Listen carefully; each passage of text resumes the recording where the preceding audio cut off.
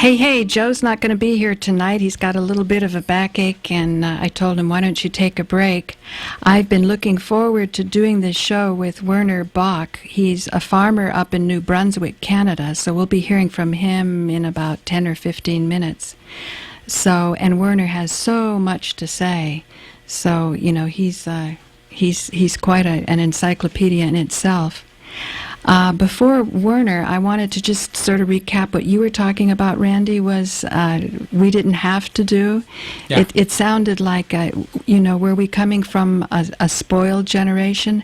I think not, because if you look at the Haight-Ashbury Museum promo, where Peter Coyote is doing the narration, it's a real eye-opener talking about what the culture of the 60s was actually, what was really happening there versus what mainstream would like to tell us. I was looking at some of the videos on YouTube, and even, I don't know what you'd call them, sort of certified shamans, people like Richard Strauss on DMT, a lot of these licensed experts say things like psychedelic is a Greek word meaning manifestation of the mind. Well, that would be logodelic. That would not be psychedelic. And they also talk about the unfortunate baggage that the word psychedelic has, the unfortunate baggage of the 60s. But I would encourage people to seek out the promo for the Haight-Ashbury Museum, narrated by Peter Coyote, and you'll see how many doers there were, what people coming back from Vietnam, how they were organizing, and always it seems as though as soon as there's an interlacing between black and white, that's when the warmongers, go full force and vengeance. And Marie Tucker is such an excellent example of someone who understands through personal experience that we are not black and white and all of these different divisions where we're so easily made to fight amongst each other as we try to figure out who has caused the harm against us. As Marie Tucker, the one who we heard from a couple of weeks ago firsthand, and who had 90 acres of beautiful real estate, which became extremely valuable after 9/11. She had a vision since 12 years old to have an orphanage. When she had an African-American partner and they produced a beautiful child who I've recently seen at the Supreme Court, he was the one that said, "Mommy, look at our skin. We're just, you're not white and my daddy's not black. We're all different shades of beige." And these simple truths that a child sees is something I think we should all pay attention to. So I want to start with an email that I got from Lydia Radin. I'm going to be talking about this in the future, but I'm just going to say for tonight, she's talking about fraud upon the court. She's sending this to the U.S. Marshals. It's part 1 of 2. Lydia Radin was one of the producers that Joe and I were working with to organize the producers at Manhattan Neighborhood Network, where we would not be banned without hearings. We'd have access to our ratings, equal access to the resources, and essentially having Manhattan Neighborhood Network carry out their mandate. It seems as though we were all forcefully evicted. Lydia's still staving hers off. And here's what she's saying lately. This is called More Evidence of Fraud Upon the Court by Harriet and Gilbert Polinsky and their attorneys at Bora Goldstein, Altshuler, Nayens, and Godel. Ms. Polinsky, 1. This email is blind copied to the U.S. Marshals and others. Please feel free to share widely. 2. I was asked by the U.S. Marshals to provide more evidence that you, your husband, and your lawyers had executed a fraud upon the court in this most recent go-around from July 2014 to now. 3. Pursuant to that request, what follows is one illustrative example. There are many more examples, including a videotapes and audio tapes that I will place on the internet. We'll be talking more about this with Werner, why he's thinking radio might actually be the way to go versus the internet, but we'll go into that later. The following documentary evidence is from the case file of Et Telvina Pavonetti in Landlord-Tenant Court in Brooklyn, New York. I am Et Davina Pavonetti's house guest and roommate from April 2011 to now. We established an interdependent relationship, as you and your husband and your attorneys are well aware. Knowingly, you made false statements of material fact when you stated otherwise under penalty of perjury. I won't go on anymore because there's so much more I want to go over, but I do want to say that I had answered and said that I was going to be reading this tonight on Woodstock FM 104, repeating it on Channel 23 in Woodstock, as well as Manhattan Neighborhood Network, because Joe's show, Pot Talk with Joe Barton, is still up on Channel 34 in Manhattan, going out to 650,000 households. I believe my show could be reinstated if we can actually trace down who has a written complaint against me, and if we can, like mature people, sit down face to face and see if I can make her whole, if indeed I harmed her, by placing footage on my show that she wished not to be placed on the show. Now, the reason that I overrode her wish is I felt it was far more important for the viewers to know what was going on behind the scenes and at what cost free speech is delivered. And she knows very little about me. I've heard from other people. She's definitely an authentic public access producer. She's not somebody that was brought in, as I feel our October 25th footage shows. I believe Manhattan Neighborhood Networks knows that I have even more compelling evidence of the crimes against free speech and thus the freedom of the people of New York City, of Manhattan, than they would like people to know about. But along with it also comes the really bright, happy, and wonderful solutions. With free speech comes prosperity, comes honorableness. People are less inclined to cheat if they know that their cheating is going to be picked up on and shared in the wider community.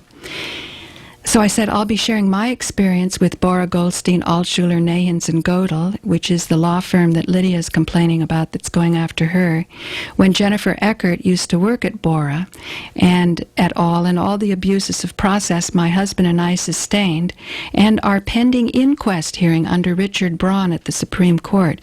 Now, I'm well aware that all of the courts play games as they sort of toss cases back and forth between each other, but I think it is of note that Jennifer Eckert left this law firm, picked up on another law firm, and it looked as though when nobody else would touch our case, she was brought back on again. And, the crimes can go on and on. But the point is at the end of the day, who is delivering to the people the culture, the decency, the civilization, the reviewing of facts before a jury of peers, a fair trial? We never got any trial. There's a reason that you have proper warrants, that somebody who has been harmed goes down to the police station and signs a warrant. Also, warrants are only witnessed by judges. The person who issues the warrant is the harmed party. All of this there's great wisdom to, and Joe and I are going to start to do even deeper esoteric studies, and we're going to start to hook up with some little-known publishers to start to bring out some of the very old wisdom where, the judicial system and our legal system is a jewel if it's executed properly. The problem is it's been hijacked, and we've been dazzled by these color of law operations. But we can see that this too, is not a new story. And when we start digging more deeper into the history of the legacy and why we were a shining light to the rest of the world, we'll be so proud, and the rest of the world won't have to have hacking and IP address discrimination and containment of free speech in order to get people to continue to invest. When people know that we're being honorable to our Constitution and we're proper with our contracts, then the prosperity will ensue, and we'll be a country worth investing in. So, is that Werner on the line? Mm-hmm. Okay, great. Let's bring him on. Okay, give me a couple of seconds to Sure. throw all the buttons. Sure. Make sure we don't. And so, I think, Werner, are you there? Yeah, I'm here. Oh, wonderful. Now, I have 10 minutes of Linda Moulton Howe, and we could play her right now, or we could wait until later on, just so people understand the extent to which you've reached out throughout the world, really now through the internet, but certainly through experts who are running these fantastic stories about cattle mutilations. But meanwhile, these fantastic stories seem to be hiding deeper truths. Would you like us to put that on now, or would you like us to wait later? Might as well let her talk. Okay. Randy, here, you want to place this on? Okay. Call one? So while there's only one track on that, so while Randy is queuing that up, Werner, were you able to have an opportunity to listen to any of Marie Tucker that we did a couple of weeks? Just only about 20 minutes ago. Okay. I followed up on the link you sent me, and I got a rough idea about what Mary Tucker's site was all about. Right. Well, being a person who takes care of the land, I think that you'll have a nice affinity. Let me just quickly read one letter for right now to try to encourage our viewers to write on behalf of another couple in California. It's not quite similar to your case with Marie Tucker because it's involving land, but it definitely is similar, and it shows what can be done if we have a letter writing campaign, or that there's more attention on these color of law courts. So could I just go ahead and read that now, Werner, and then we'll queue up. You know, you're the master of disaster. You're not kidding. Okay, this is a letter to Judge John M. Davis, and I encourage all the viewers out there, get your pencils out. And this is Superior Court Southwest, Justice Center, 30755-D, Ald Road, Murrieta, California, Murrieta, California, 2 R's and 1 T. Dear John, this letter is to notify you of the requirement I share with my audience of 650,000 households in Manhattan to protect our American culture through the honorable treatment of Dr. David and Kim Dortch, whose case is before you December 30th, 2014. I might remind you people, or inform you people, the case has been postponed, but keep those letters coming in, because I'm convinced that we can make a difference. We, the free people of New York, under the U.S. Constitution, the highest law of our land, recognize if the Constitution is not being honored by courts in California, our rights are weakened in New York State, because it is the culmination of age-old wisdom and supports a lawful and orderly civilization which today, through rapid communication, goes coast to coast. A problem in one part of our land is a problem for all parts, and we must responsibly stand together. In addition to having presented the voice of the Dortches themselves to my TV audience in Manhattan, I have presented them also with my husband on our radio show in Woodstock, New York, which goes out to a wide audience in several counties, especially Ulster County, whose seat is Kingston. It is in Kingston, New York, where many framers of our Constitution worked to develop a free culture which can grow and flourish only if supported by due process with honorable public servants, be they in California or New York or any state of our nation. The due process rights violations against the Dortches have been so egregious, many have speculated that powerful and rogue members of police and courts in Murrieta are conspiring to steal an eyeglass business of an obviously innocent doctor by taking money or favors from whoever wants that business. How else can the facts be explained except for a dark criminal behind-the-scenes intent? The Dortches have exerted themselves to restore the fences of the owners harmed by their 12-year-old child, and so to face the charges they are now facing means they have been denied the right to face their accuser. I'll just pause here and tell you, Werner, their 12-year-old child went and he spray painted and did graffiti on some fences, and it led to an absolute nightmare. And we've had their story on for quite a few hours on Woodstock 104. So I go on my letter. What real flesh and blood accuser would ask for the remedy on the court's table? And what court would go along with such a remedy or punishment, except who would benefit? if Dr. Dortch has to go to jail. Either this or a county corruption that can access the Crown copyright of the Dortch's unseen federal trust accounts. As the Dortch's case unfolds, all of these issues will be watched by my husband and I, as well as our TV and radio audiences. Our audiences are people who take their freedoms seriously and know the time has come to protect them in all ways possible, the first being to look after each other. So again, I encourage you to write this letter to the judge, and also to send a carbon copy, or a carbon copy so that it's not ex parte, to the prosecutor whose name is Dennis McConney, M-C, little c, capital C, O-N-A-G-H-Y, Dennis McConney, M-C-C-O-N-A-G-H-Y. Send that along with another letter to the judge, John M. Davis. Send it to the same address, Justice Center, 30755-D, Auld, A-U-L-D Road, Murrieta, California, M-U-R-R-I-E-T-A, California. And for those zip code enthusiasts, it's 92563, and I would add -9998 to say, I protest military jurisdiction.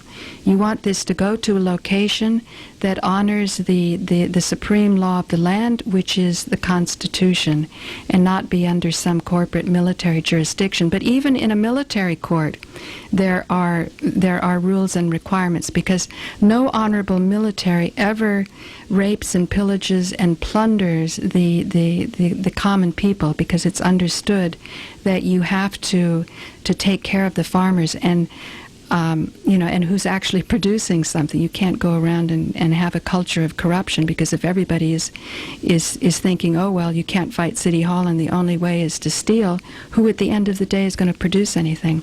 So I know, Werner, I introduced you last week by saying that you would be talking to us about how New Brunswick, Canada, an area that you went to become a farmer and is an agricultural area, is now importing 90% of its food.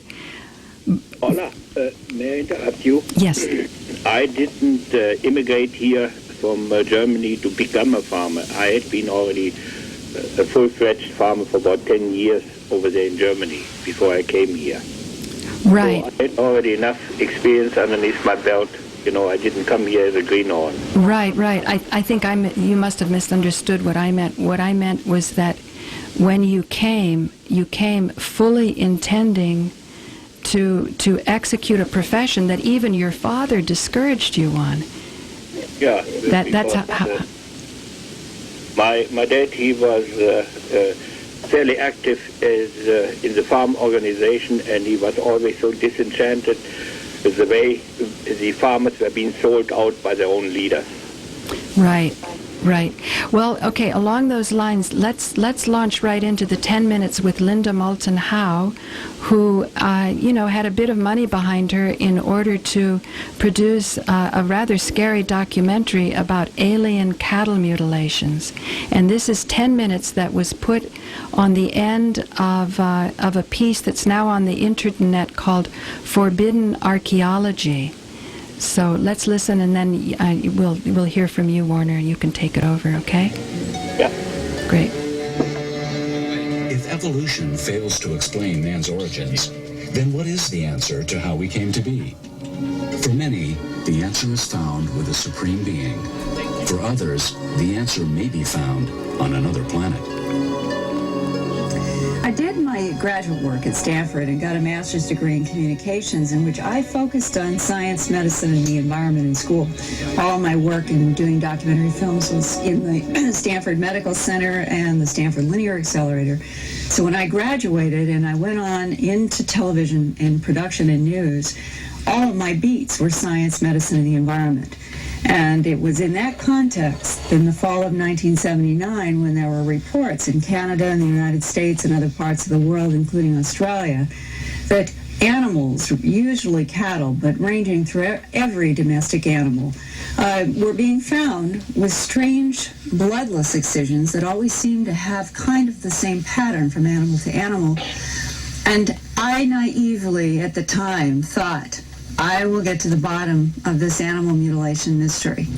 I was working on a documentary for Home Box Office, and a meeting had been set up and arranged by a lawyer in the East Coast with an Air Force Office, a special investigations agent named Richard C. Doty at Kirtland Air Force Base in Albuquerque, New Mexico.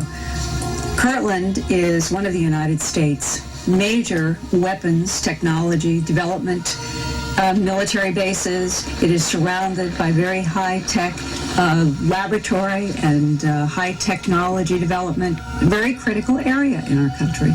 When we went up the steps and into the doors, there were several sets of doors. We went through an outer door, then we went through another set of doors. You had to check in at a desk. Then you went into a set of doors where he had to hit punch locks.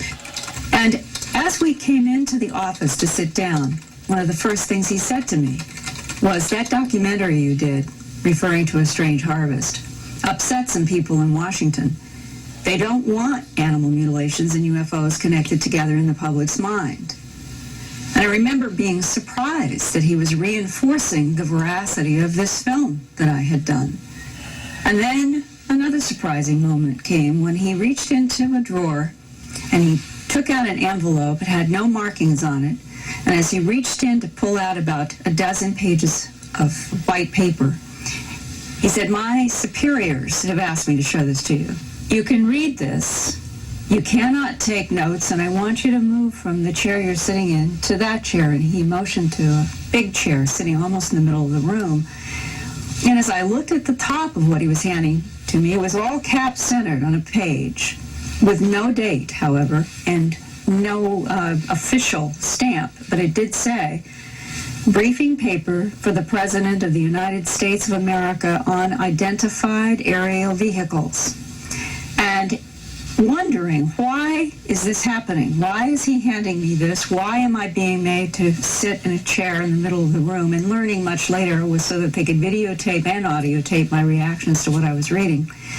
I began to turn the pages, and it began with a dry summary of multiple crashes of discs in the retrieval of bodies that were described as both dead and alive. And in the description on the live being, it went into several paragraphs about how an American military man had made a decision to stay with this live. It was called an extraterrestrial in the paper. It was also identified as an extraterrestrial biological entity, which the acronym was EBE, or EBA, as this man referred to it. The Air Force man staying with this extraterrestrial from 1949, according to this paper I was shown, until June 18, 1952, when the being died of unknown causes. We, the United States government, according to this paper, learned a great deal about its civilization and that relationship of that civilization to our planet. And one paragraph that stunned me when I read it, and I can almost remember it verbatim. These extraterrestrials manipulated DNA in already evolving primates to create Homo sapien. And this was further reinforced on the last page in a series of project names having to do with our government's research, following up whatever had been communicated from what they are calling extraterrestrials. It said, all questions and mysteries about the evolution of Homo sapien on this planet have been answered and this project is closed. And I remember reading that sentence 3 or 4 or 5 times after having read the other sentence about the manipulation of DNA in already evolving primates. Does that mean that they would take a woman, go in, get with some sort of an instrument, take out an egg, as has been described by abductees, put it in some kind of a machine, mix it up with some kind of extraterrestrial DNA? Does it mean the old Bible the Old Testament description, the time when the gods found the daughters of men fair and appeared to come and to commingle at night? Is that the way it was done? I don't know. A lot of people say, do you really believe that there are extraterrestrials? Well, the word believe should not be an operational word in any of this discussion, because I feel that you have to give deference to eyewitness testimony. And there have been eyewitnesses around the world for at least 40 to 50 years in multiple countries who have been describing almost the same type of creature. All of these people in the United States, Canada, Mexico, Central America, South America, Australia, the Canary Islands, off the coast of Africa, and now almost every country in Europe. They cannot, all of them, be making up a story for 40-some years around the world of seeing the same type of what is described as a non-human creature, whether it's associated with animals or whether it's associated with beams of light and the abduction syndrome. Something is interacting with our planet, and the government has told me anyway that we do have knowledge of extraterrestrials. If any of this government documentation is real, that some sort of an extraterrestrial non-human intelligence so sophisticated that it could take evolving primates and manipulate DNA and create us is absolutely true. If that is true, probably a good part of the population on the planet would resist it and deny it because it goes against the grain of what we have been taught. And in realizing that, and having to speak in the public and produce books and documentaries, respecting the fact that we in the human family have been so ingrained that we are a natural evolutionary life on this planet, how do any of us deal with the possibility that we are something other, and that another life form could have provoked our creation? If the math on the pages suddenly becomes a reality, human life on this earth will change for all time. The planet will never, ever again be as we have known the planet to be. That's why it's a huge revolution. Once we finally, as a globe, say to everyone with CNN and all networks, we're not alone, ladies and gentlemen. Here's extraterrestrial A, B, C, D, E. There are planetary systems throughout this universe. There are galaxies filled with life. Then an entire new ocean, it's the biggest frontier, opens up in front of us. And rather than be afraid of it, I think we ought to go forward with courage.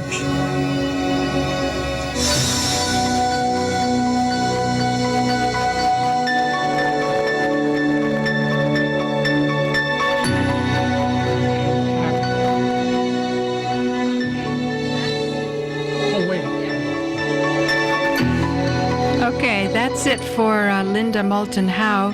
Before I turn this over to you, Werner, I just want to say that my ex-boyfriend is pretty big in the UFO movement, and then I know the people who produced this.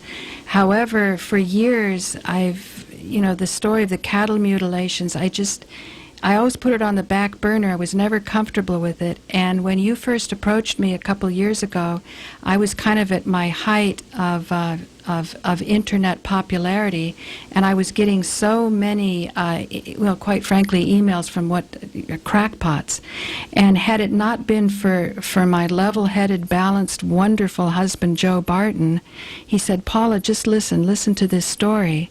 And since then, Werner, Joe and I really consider you a friend, and we really value the conversations that we've had with you over the years, because you've been a real voice of reason in a world of a lot of confusion. So I turn it over to you now for any comments you have to make. Paula, that's quite a few accolades. I'm just a simple farmer. I had to face a problem And before I had to look for the alien connection, I had to look for what was the reality I was facing and the technologies that were available, you know.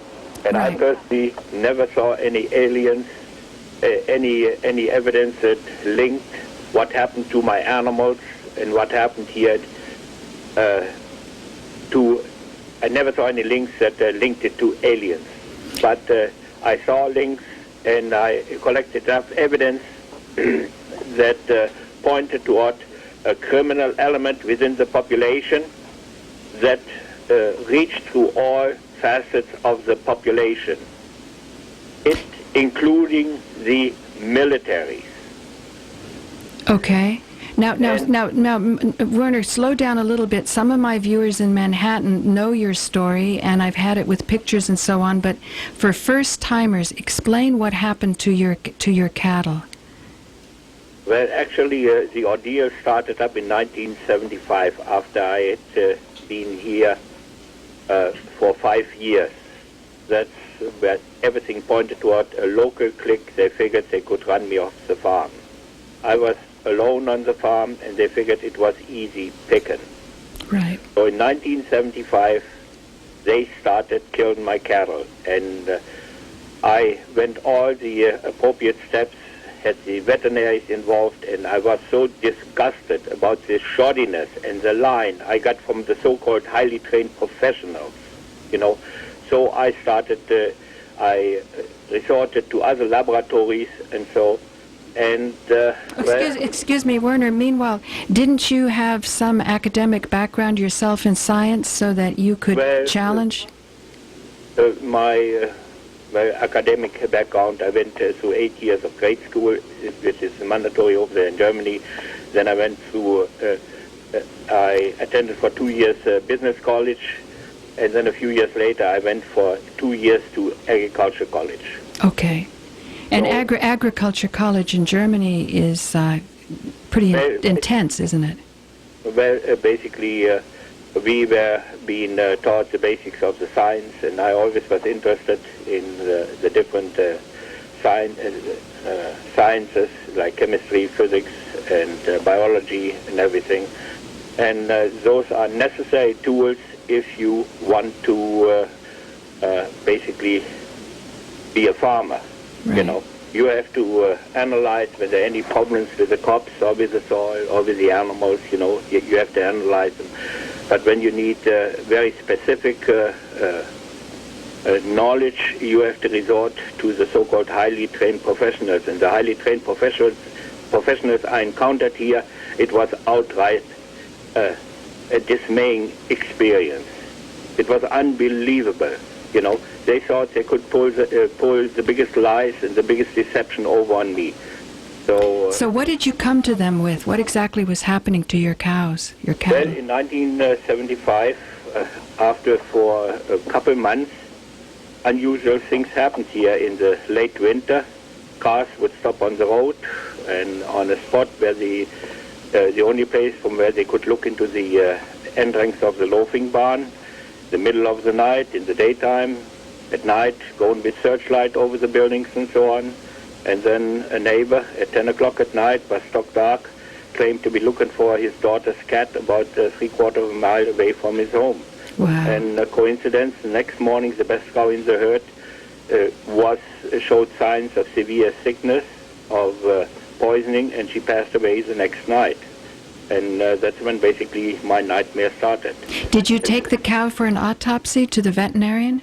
When the morning when I came out and I noticed that she was very weak and showed symptoms of poisoning, I phoned up immediately the vet, and he said, "Oh, it could be winter dysentery." But I was pretty well read up on the symptoms of different illnesses. And so I argued that with him, and I said if it would be winter dysentery, there would be internal bleeding in the digestive tract, and the manure would be dark. But the only thing this poor animal was passing was clear mucus and water.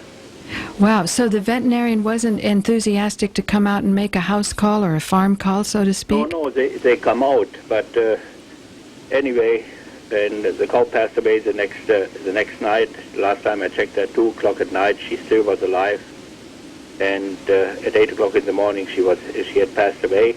Wow. So I phoned up immediately the vet and asked for an autopsy, and I think they call it necropsy, And I was so disenchanted when I saw the shoddiness and the way he wanted to pull the wool over my eyes, and then when he took the sampling, he discarded the evidence, and then whatever evidence he had left, tissue evidence, he dipped it into a puddle of dirty water in the cattle yard, and then he put it in his clean plastic bag to send it to the laboratory to test for pathogens, and I just was shaking my head. Now, what does it cost to have this type of autopsy? What's it called for cows, for animals?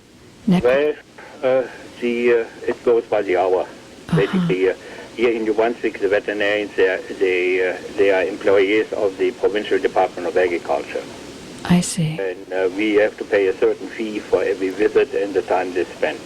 But essentially, isn't it like the coroner coming out the body? That's the evidence. That's the crime. It's like a coroner for the animals. I see. Okay. Any problems? But for the next week, all hell broke loose here, and every little hoodlum in the village thought, I was free for all. They were running at night around my premises and messing around, and more animals started getting sick with symptoms of poisoning and started dying. And at first the RCMP, the Royal Canadian Mounted Police, wanted to investigate. And then from a certain day, suddenly they didn't want to know a damn thing about it anymore. And then I encountered their very weird things one morning when I tried to make 3 phone calls while I was waiting for an RCMP officer. I had spoken the day before while I was waiting at the detachment, and I asked the secretary if I could make a few phone calls and have them charged to my number, and she said, go ahead, And it was like in the movies, They asked for my name and my number. I had to wait for about 3 minutes, and then I was cut off. So our RCMP is Royal Canadian Mounted Police for our audience down here in New York. Our area got, the rural areas get generally policed by the RCMP. I see, okay. There is some of the towns and cities have their own police force, but more or less the RCMP is moving in on the territory of the town and city police forces. And they're being taken over by the RCMP. Okay. But anyway, Paula, it's a short, to touch all the bases, it would be too long. Okay. So I want to cut it short. Okay. And at the time, there was a volatile situation here in eastern Canada. It was in 1975, and the separation of Quebec from Canada was looming at the horizon.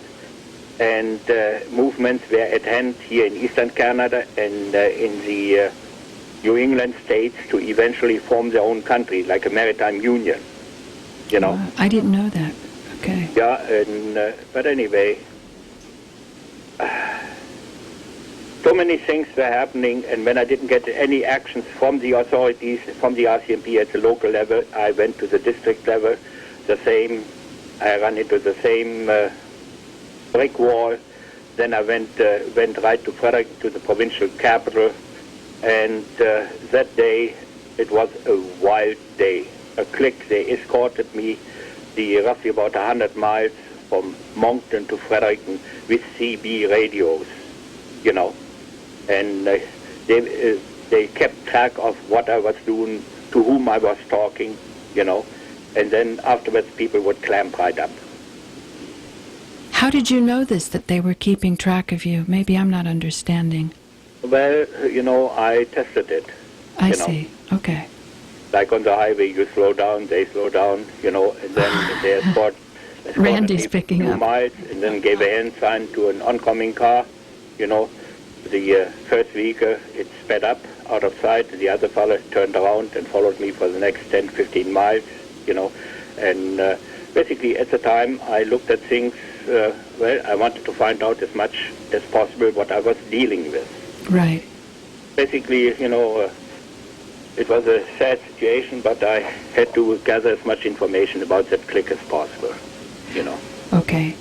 I just want to tell you, Randy Steele is the one who owns this radio station, and she's nodding her head and she's tracking you very carefully. So keep going, Werner. We're with you. Well, as I say, look, I never imagined in my whole life that I, as a simple farmer, you know, a simple guy who grew up on a farm, that I ever would get involved in things I'd read in movies, or I'd seen in movies or read in books, you know. But I had to, you know, when you get thrown in the water, you have to swim. Right. And I wanted to make the best out of the situation and hopefully stop the killing of my animals. And it was outright horrendous what they did, you know. And then on top of that, the RCMP covered it up, and in order to take me out of action because I was digging up too much stuff what they wanted to keep hidden, you know, they got one of the perpetrators to make up a story. I threatened him with a gun. I didn't even have a gun. Right. Just only a few months earlier, a young farmer just only about 10 miles away had been found shot in his barn. And there were lots of rumors cursing around, you know. And it pointed toward criminal cliques in the area that were after his land. It was prime land for building lots, just only about 10 miles away from what they call the hub city from Moncton, you know. And people like to live, they want to work in the city, but they, after work, they want to have a nice place in the countryside. I see. And I just want to make sure I'm following you. You're saying that this person who was killed had this land that was coveted by people who wanted... he was a dairy farmer, and I had met him about 4 months earlier, you know. Do you think that they made him an offer to sell his land and he didn't accept it? Well, he wanted to keep on farming. He had already plans. He wanted to build a new dairy barn. The lumber was already there. The fill was already there, you know, for the building. And in the morning he had a talk with his contractor. Right, I see. Okay. Continue. I'm sorry. I just wanted to understand clearly. Well, look, here in New Brunswick is fairly sparsely populated. We've got about 10.5 people per square kilometer, you know. But most of the population centers, that's where they're living closer. And when you're far back in the hinterland, land is not that much worth. But when you're living next to those centers, you know, it is worth a pretty penny. Right. And when I looked at the ones that were involved, where it pointed toward that were involved with my trouble, where I had gathered up enough evidence. One was a plumber, the other one was an electrician. And at first, when I came and I bought this farm, I considered it to be a handicap. It's strung for about over 2 miles along a road, just only 25 miles outside Moncton, well within commuting distance, overlooking a nice valley, you know. And I figure for, you know, building lots and so on, it would be worth a pretty penny. I see. Nice residential views, you mean? Yeah, nice scenic route, you know, and scenic area, you know. Yeah, I see. And as I say, at the time, it took really off where people wanted to move in the countryside, have maybe 4 or 5 acres, have a nice horse paddock, keep a few horses and so on, you know. It's so similar to Marie Tucker's story that when she got the land at first before 9/11, it wasn't so valuable. After 9/11, there was an exodus from the city, and then her land shot up in value. Everyone thinks, oh, great, you know, buy low and sell high, but they don't know the nightmare that the people who actually love the land and have a vision to develop it, what they have to go through to keep the greedy wolves at bay. Well, as I say, I didn't come here to Canada to get involved in land speculation. Right. I had already, the first few years, I had done a lot of reclamation work to the land. You know, I drained it and dug up the bushes, because here in New Brunswick especially, at least 2/3 to 3/4 of the good farmland, what the early settlers had cleared by the sweat of their brows, had been already abandoned and was in the process of grown up in all the bushes, or had already fully reverted back to woodland. You know, but this is a pattern all along here in the Northeast, in Canada, and in the New England states. The regions that at one time they were self-sufficient and even surplus areas in agriculture production, in food production, and like the New England states, they were shipping food to Boston, New York, and down the East Coast. Those areas now, on the average, they're importing 90% of their food, and they basically have become an economic backwater.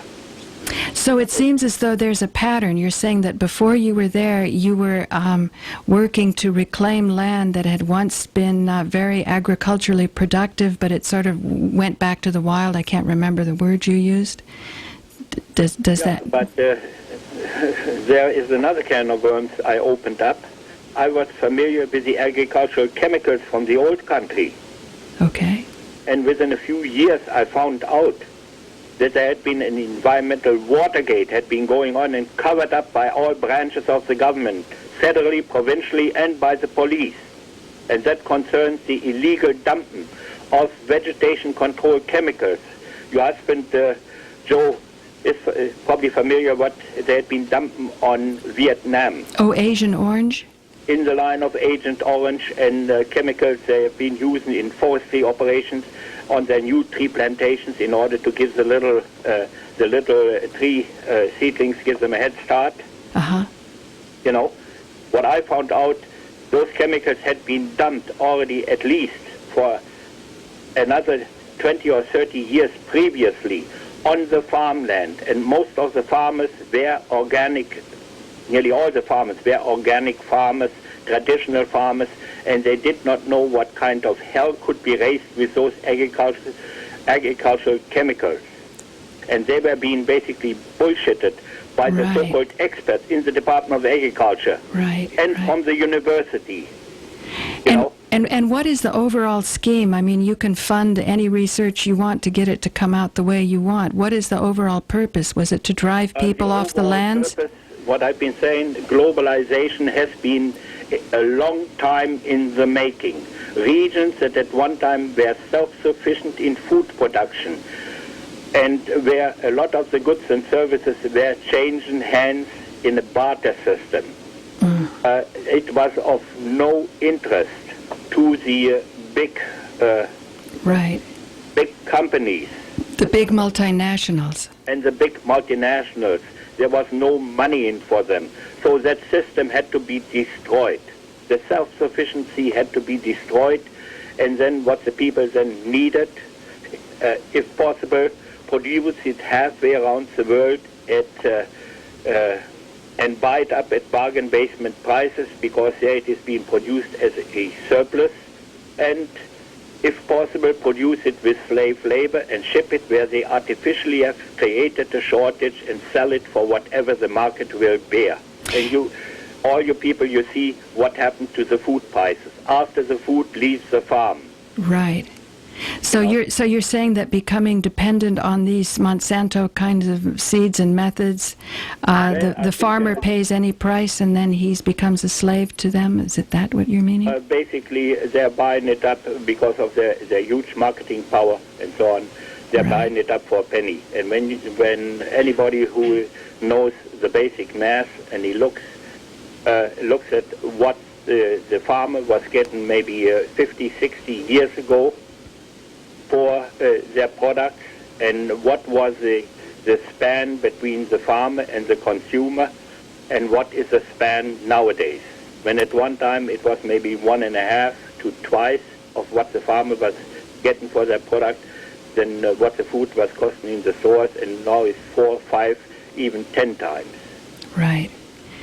You know. As you started to learn this, because you probably had the benefit of a wider perspective, having come from Germany and seeing what happened with World War II versus our Hollywood version of what happened with World War II, were you able to reach out in your community of farmers in New Brunswick to put your heads together? Yeah, there was this other sinister policy what the government over in Europe with the EU and in Germany too, divide and conquer. That's what they did with the farm community. And the same things they did here in, what I know here from New Brunswick, but it's nationally.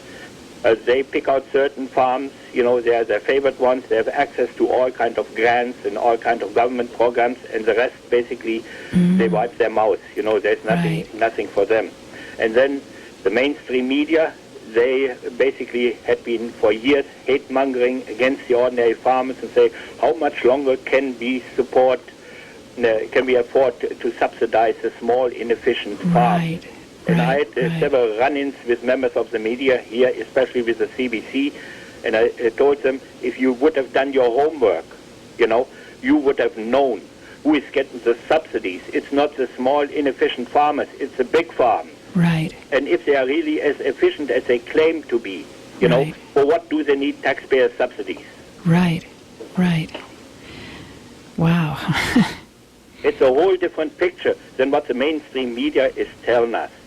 They've been lying to us from one end to the other, and I call them always mainstream media horse for hire. Yeah, right. Well, were you able to reach out in your own immediate community in New Brunswick so you could have your own little educational groups, kind of like what I see that we can do here on our radio station in Woodstock? See, Paula, this is what I've been doing over the last 40 years around here.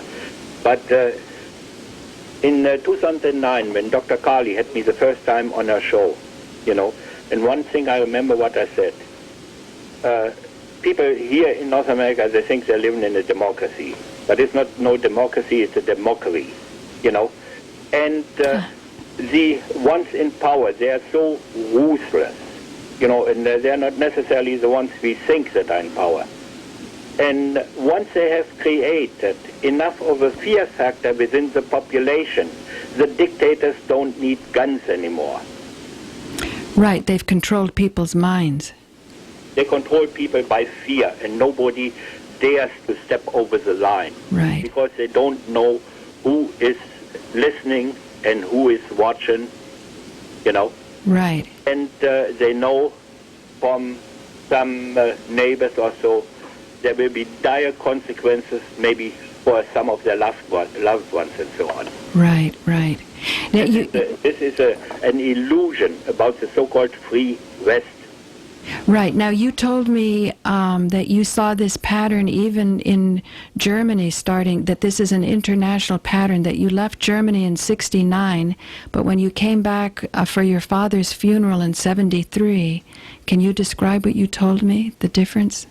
I had noticed already around 1972, I would get letters from my two sisters, and within half a year, generally their grammatic was nearly impeccable. Suddenly, within half a year, they made so many grammatical and spelling errors and so on, and I thought seems to me like they have some brain damage. Wow. And when I went back in 1973, after my dad had passed away, many of the former friends and neighbors, they wanted to talk to me, but they wanted to talk to me alone, with nobody present, like they were afraid. Who would have been present with you, a new girlfriend or wife or somebody they didn't know? Oh, there was some acquaintances, because I didn't have a vehicle when I went over there. I flew over there. I see. I got you. So I had to rely on I understand. someone to drive me around. Yeah. No, I completely understand. They don't want to seem paranoid, right, within their community? No. The people where they wanted to tell me something, but then afterwards they would say, why don't you come by this afternoon or so? Right. And then when I came by in the afternoon, there was another person at the door and said, "Oh no, Mr. or Mrs. So-and-so, they're not here anymore." I see. But you're saying it's a culture of fear, that's your point. This is what it pointed out to me within those few years, from 1969 until 1973, something drastically had happened. But nothing had happened to your cattle and farm until 75, right? The first 5 years, after my dad had passed away, he left me a piece of ground.